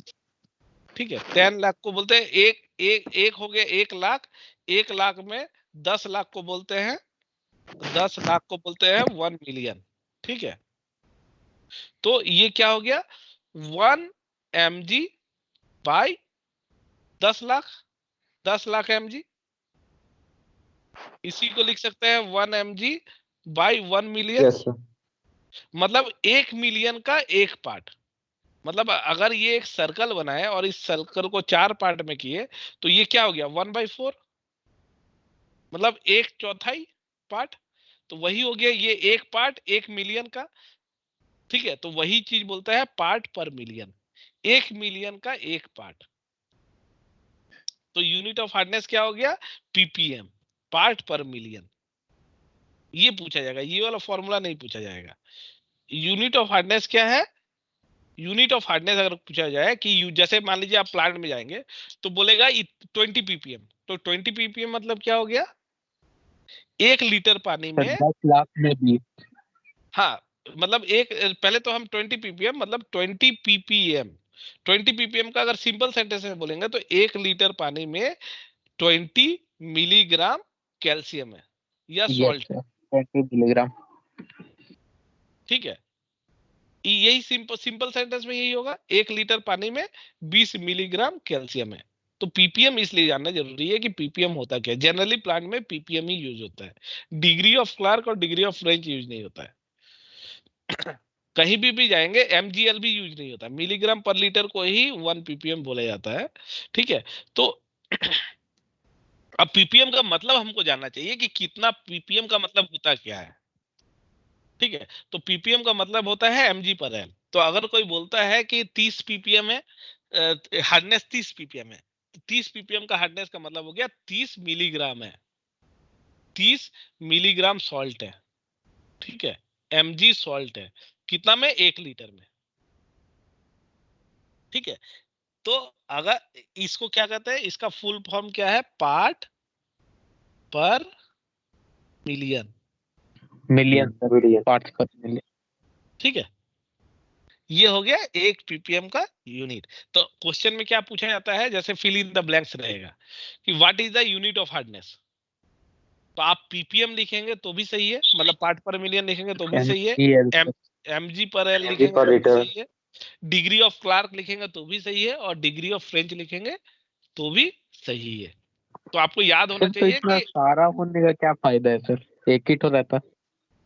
नहीं, देखिए अलग अलग जगह पे अलग अलग नाम से पुकारा जाता है ना। इसमें सारा देने का कारण यही है कि अलग अलग जगह जब जाते हैं तो अलग अलग नाम से पुकारा जाता है। जैसे इंडियन स्टैंडर्ड में पीपीएम बोलेगा, ठीक है। कहीं और जैसे इंडियन का करेंसी रुपीज होता है, बाहर का डॉलर होता है, तो उसी तरह जब अलग अलग जगह जाएंगे तो वहां अलग अलग थ्योरी से इससे ये किया था। अब डिग्री ऑफ क्लार्क में कोई क्लार्क साइंटिस्ट होगा जो हम लोग का टेंशन बढ़ाने के लिए बना दिया एक नया यूनिट। हाँ, वो कितना अच्छा एक यूनिट बनाता तो हम लोग को भी एक ही चीज पढ़ना पड़ता ना। अब सर 10 क्वेश्चन यूनाइटेड स्टेट में भी टाटा स्टील है तो वहां पे अलग होगा डिग्री। कहाँ पे? सर इसका ऐसा यूनिटी बनना चाहिए। हाँ, सर वही यूनाइटेड चीज। स्टेट में भी सर टाटा स्टील है। हाँ, तो यूनाइटेड स्टेट में अलग डिग्री ऑफ क्लार्क से पढ़ेगा। Yes sir. जरूरी थोड़ी ना वो ये इससे पढ़ेगा। तो ये सब क्या है, ये सब अलग अलग जगह पे अलग अलग चीजों से ये होता है, नॉमिनिक्लेचर किया जाता है, ठीक है। तो वो बड़ा बात नहीं है, बड़ा बात है कि आपको पता होना चाहिए। हम लोग यहाँ पे इंडियन स्टैंडर्ड में देखिए ऐसा यूनिट, जैसे बोले ना कि हर जगह ऐसा यूनिट फॉलो होना चाहिए, पर ऐसा यूनिट हर जगह फॉलो नहीं होता है। ऐसा यूनिट होता है, कहीं एमकेएस यूनिट होता है, कहीं सीजीएस यूनिट होता है, ठीक है। अलग अलग देश अपना अपना yes yes unit sir. Sir, बनाकर कहीं पर बैठे हुए हैं। एफपीएस भी होता है सर। हाँ, तो एफपीएस यूनिट होता है। तो सब अपना अपना जगह पे अपना अपना ये चालू हुआ है। हम लोग हाइट को कभी फीट में बात करते हैं, गलती हम ही लोग का है। अगर हम लोग ऐसा यूनिट फॉलो करते हैं तो ऐसा यूनिट ही फॉलो करना होगा। बट जब आपसे हाइट पूछा जाता है तो हम लोग क्या बोलते हैं? 5 फीट। जब हमसे डिस्टेंस पूछा जाता है तो हम लोग क्या यस बोलते हैं? Sir, feet kilometre. में आ जाता जब हम लोग को डिस्टेंस बोलना होता है तो हम लोग क्या बोलते हैं? मीटर। हाँ, तो वही हम ना। दोनों तो लेंथ का ही यूनिट है ना। यस हाँ, सर। पर दोनों लेंथ का यूनिट है। पर हम लोग हाइट को तो कभी 1.7 मीटर नहीं बोलते या 1.6 मीटर नहीं बोलते। तुम्हारा हाइट कितना है? कोई भी एग्जांपल आप ही से कोई पूछा है तुम्हारा हाइट कितना है, तो तुरंत फीट निकलेगा मुंह से, ना कि निकलेगा 1.6 मीटर। है। Yes sir. क्योंकि हम लोग इंडिया में सारा स्टैंडर्ड फॉलो करते हैं। इंडिया में एक स्टैंडर्ड फॉलो नहीं होता। बाहर जाइएगा तो एक ही स्टैंडर्ड फॉलो होता है। इंडिया में क्या है कि सारा स्टैंडर्ड फॉलो होता है, एक स्टैंडर्ड फॉलो नहीं होता है। इसी कारण से इंडिया में सारा स्टैंडर्ड ही पढ़ाता है, टेंशन हम लोग को हो जाता है। कहीं कहीं ये केक लेने जाइएगा तो दुकाने में पाउंड केक लेने जाइए पाउंड में बोलेगा, और वही सामान खरीदने जाइएगा वही केक जिस सामान से यस बना है सर, उसको केजी केजी में में बोलेगा। पूछेगा। में बोलेगा। तो दोनों तो अलग यूनिट है। हाँ, एक एफपीएस यूनिट है, एक सीएससी एमकेएस यूनिट है, ठीक है। यस हाँ, सर। तो फिर भी हम लोग वही वही दुकान में जाते हैं तो पाउंड होता है। क्यों? क्योंकि केक इंडिया में नहीं बनाता था, केक विदेश से आया था, तो पाउंड से चालू हुआ तो पाउंड में रह गया। अरे भाई, केक को भी तुम लोग केजी में बात करो ना, आधा किलो का केक दो, 1 किलो का केक दो। हाँ, पर फिर उसमें स्टैंडर्ड नहीं यस लगेगा ना। हाँ, तो इसी वही दिक्कत है हम लोग का। इसी कारण से हम लोग को पढ़ना पड़ता है सारा चीज। सर, पाउंड में आधा केजी भी नहीं होता है सर, इसलिए वो लोग पाउंड में करते हैं। हाँ, हाँ, वो इसीलिए लोग पाउंड होता में है। करता है। सही, एकदम सही बात बोले। हाँ, उससे दाम भी बढ़ जाता है सामान का। हाँ, तो पर सर सोना फैंसी, सब तो। हाँ, क्या बोल रहे? सर फैंसी लगता है थोड़ा। हाँ, फैंसी लगता है, पर सोना तो मिलीग्राम में ही होता है ना। 10 मिलीग्राम, 10 ग्राम। हाँ, सोना तो और ज्यादा महंगा है केक से भी। हाँ, तो यस सर। हाँ, पर दिक्कत हम लोग में है। दिक्कत है कि हम लोग गवर्नमेंट सिस्टम और हमारा ये हम लोग सारा रूल को फॉलो किए हैं। हाँ, चाइनीज तो चाइनीज, हाँ, इटालियन तो इटालियन, फ्रेंच तो फ्रेंच, हाँ, जो अमेरिका तो अमेरिकन। हम लोग सब स्टैंडर्ड को फॉलो किए, हम लोग सर एक भारत स्टैंडर्ड छोड़े। डाइवर्सिटी का देश है ना सर। हाँ, इसी कारण से पढ़िए भी ज्यादा डाइवर्सिटी। इस कारण से पढ़ना भी तो डाइवर्सिटी पढ़ रहा है। इंडिया का आदमी लोग को सर, इंडिया का आदमी लोग को अपना कल्चर से ज्यादा वेस्टर्न कल्चर पसंद है सर। इसीलिए सब यस 1 तारीख को न्यू ईयर मनाता है जनवरी में। मार्च का न्यू ईयर किसी को मालूम भी नहीं है। मालूम भी नहीं है, एकदम सर। सही बोल। नहीं, ठीक है, इस बार से हम लोग मार्च में ही फटाका फोड़ेंगे। मार्च में ही फोड़ना चाहिए सर, मार्च में ही हाँ, मनाना चाहिए। वो अपना हिंदी न्यू ईयर है, लेकिन सर इंडिया वालों को वेस्टर्न कल्चर पसंद है। अभी वैलेंटाइंस आएगा, वो भी मनाएगा। हाँ, तो अभी तो देखिए क्रिसमस मनाएंगे, वैलेंटाइन मनाएंगे, न्यू ईयर मनाएंगे, सब मनाएंगे। हाँ, पर जो देश का है वो सब नहीं मनाएंगे। तो वो चीज तो रहता ही है, जितना हर जगह ही रहता है। आपका देखिए ना, आपका छुट्टी भी 1 तारीख को क्लोज होगा। आपका छुट्टी जो था वो 1 तारीख से 1 तारीख ही चलेगा। हाँ, वो लास्ट छुट्टी इस साल कैरी ओवर भी नहीं आ रहा है। वो छुट्टी को मार्च तक कैरी ओवर करता तब ना मजा आता है। हाँ, तो उस छुट्टी को भी 31 दिसंबर लास्ट लैप्स हो गया। 31 दिसंबर को CL सब आप लोग का भी सेम हुआ था। Yes, अभी sir. सिस्टम थोड़ा थोड़ा चलता है, ब्रिटिश सिस्टम। हाँ, तो वही दिक्कत है। इसी कारण से हम बोले ना, इंडिया डाइवर्सिटी का देश है। इसी कारण से हम लोग को पढ़ना भी डाइवर्सिटी पड़ता है। हाँ, हम लोग को एक यूनिट पढ़ा के नहीं छोड़ा जाता है। अभी हम रिसेंटली एग्जाम दिए BOE का, बॉयलर ऑपरेटर इंजीनियर का। मतलब हम जिन लड़कों को पढ़ा रहे थे ना, तो हम ही टीचर थे यहाँ टाटा स्टील के ही।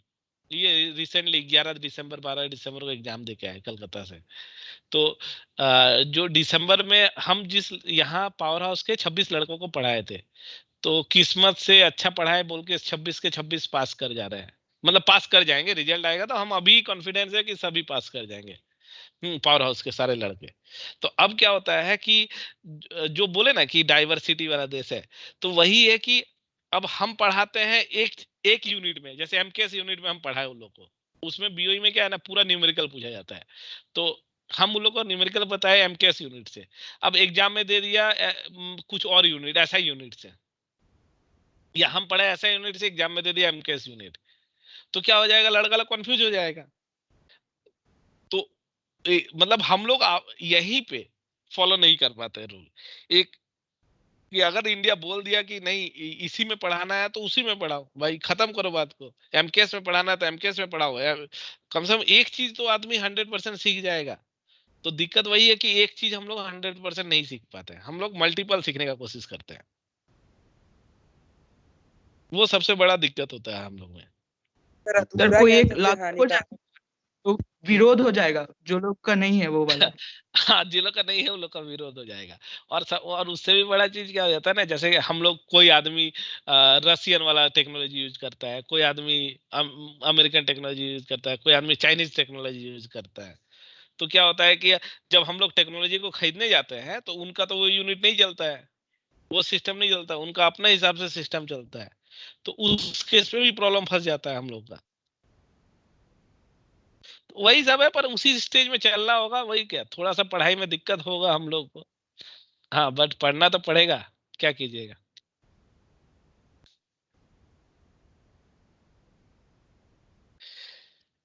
ठीक है, चलिए आगे करते हैं। या इसको रुके, कितना स्लाइड बचा हुआ है, 1 2 3। हाँ ठीक है, ये pH वाला थोड़ा सा ज्यादा टाइम लेंगे।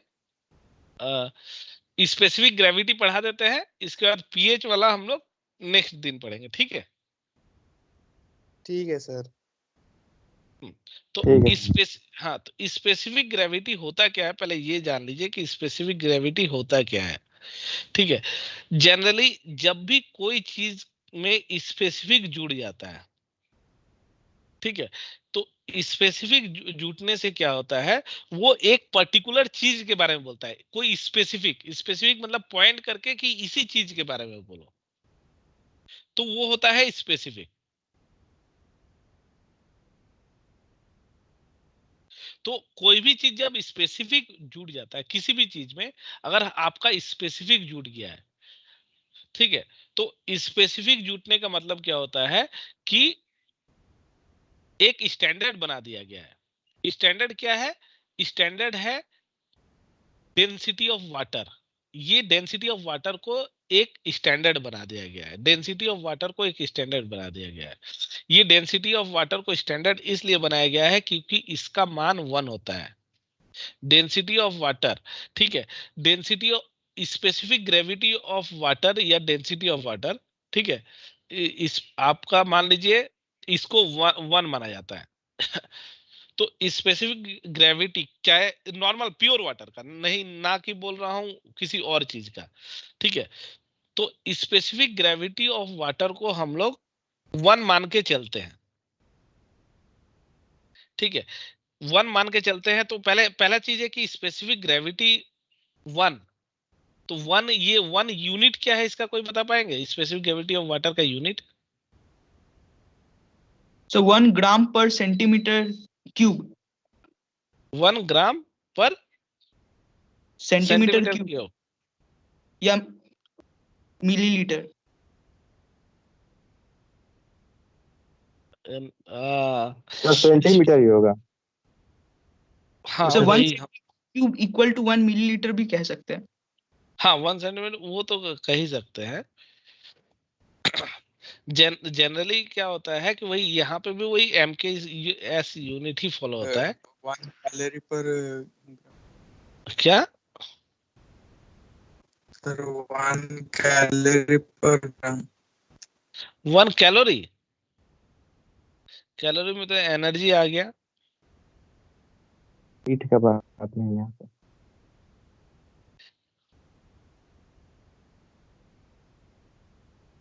देखिए पहला चीज है ग्रेविटी। जैसे ही ग्रेविटी बोला जाता है तो ग्रेविटी का मतलब क्या होता है 9.8। ठीक है, ग्रेविटी का मतलब क्या होता है 9.8। ठीक है, ये मीटर पर सेकेंड स्क्वायर। ठीक है, ये हो जाता है ग्रेविटी। ठीक है, तो जनरली क्या होता है कि स्पेसिफिक ग्रेविटी, ठीक है, स्पेसिफिक ग्रेविटी जो होता है वो हम लोग का होता है specific gravity. Specific gravity, specific gravity जो होता है वो हम लोग का होता है weight, weight by density. Density को हम लोग स्पेसिफिक ग्रेविटी या ग्रेविटी हम लोग बोल सकते हैं। ठीक है, तो ये होता है वेट बाय डेंसिटी। अब क्या है कि और डेंसिटी को हम लोग डेंसिटी जो है इसको कह सकते हैं मास बटा वॉल्यूम। पर ये थोड़ा ज्यादा हो जा रहा है आप लोगों के लिए। इतना इतना जानने का क्या जरूरत है, छोड़िए, इतना जानने का जरूरत नहीं है। जरूरत है कि स्पेसिफिक ग्रेविटी ऑफ वाटर जो होता है वो 1 होता है। ठीक है, स्पेसिफिक ग्रेविटी ऑफ वाटर जो होता है वो 1 होता है, ये जानना ज्यादा जरूरी है।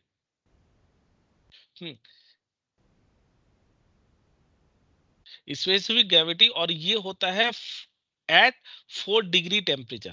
स्पेसिफिक ग्रेविटी हमेशा नहीं होता है। स्पेसिफिक ग्रेविटी ऑफ वाटर जो होता है वो 1 होता है। ठीक है, एट 4 डिग्री सेंटीग्रेड, 4 डिग्री पे ही जैसे ही हम बढ़ाएंगे टेम्परेचर को बढ़ाएंगे तो क्या होगा, पानी का जो मॉलिक्यूल्स है, जैसे ही हम टेम्परेचर बढ़ाएंगे तो पानी का जो मॉलिक्यूल्स है वो और ज्यादा दूर फैलेगा, तो इसका वॉल्यूम बढ़ जाएगा। ठीक है, वजन तो उतना यस ही सर, रहेगा, वेट उतना ही रहेगा, पर वॉल्यूम बढ़ गया। यस वे, सर। वे, वेट उतना ही रहा बट वॉल्यूम बढ़ गया। ठीक है, इसीलिए स्पेसिफिक ग्रेविटी चेंज हो जाता है। बट हम लोग इसीलिए एक स्टैंडर्ड माने हैं कि 4 डिग्री सेंटीग्रेड पे स्पेसिफिक ग्रेविटी ऑफ वाटर जो होता है वो 1 कहलाता है। 4 डिग्री सेंटीग्रेड पे स्पेसिफिक ग्रेविटी ऑफ वाटर 1 कहलाता है। यही हम लोग को मेनली याद रखना है। ठीक है,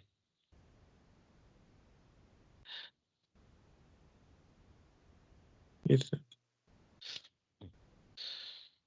अब क्या है स्पेसिफिक ग्रेविटी, अगर किसी पर्टिकुलर चीज का स्पेसिफिक ग्रेविटी बोला जाए तो स्पेसिफिक ग्रेविटी क्या है, क्योंकि ये 1 है तो हम लोग हमेशा इजी देखते हैं, तो कोई चीज को 1 से डिवाइड करने पे उतना ही रह जाएगा। कोई भी चीज को अगर हम 1 से डिवाइड करेंगे तो उतना ही रह जाएगा।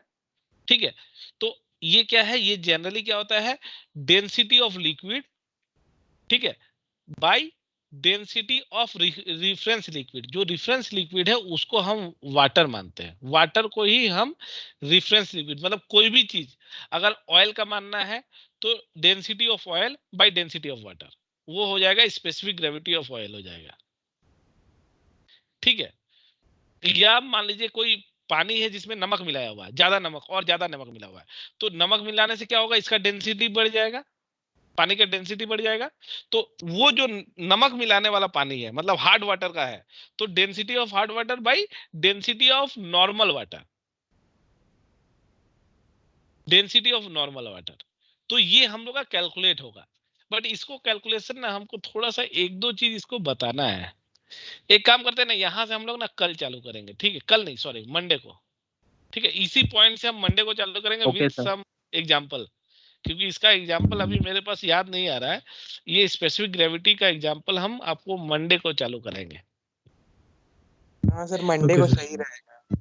ठीक है, तो वो आपको समझ में थोड़ा सा अच्छा आएगा विद एग्जाम्पल में। और मंडे को कैसे करना है बताइए? फर्स्ट हाफ में करना है कि सेकंड हाफ में करना है? जो भी आप लोगों को तो आप जब बोले सर। नहीं, हमको कोई दिक्कत नहीं है, हम दिन भर में हम अपना फर्स्ट हाफ टाइम में कीजिए। फर्स्ट हाफ में।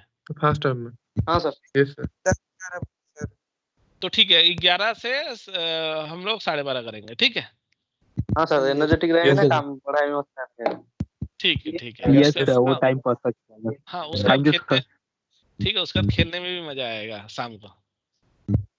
Yes sir. ठीक है, चलिए तब हाँ, आज के लिए इतना ही छोड़ते हैं। हाँ, थैंक यू सर। ओके, चलिए। Thank you sir. Thank you हाँ। Thank you. Thank you sir. हाँ, चलिए, थैंक यू। सर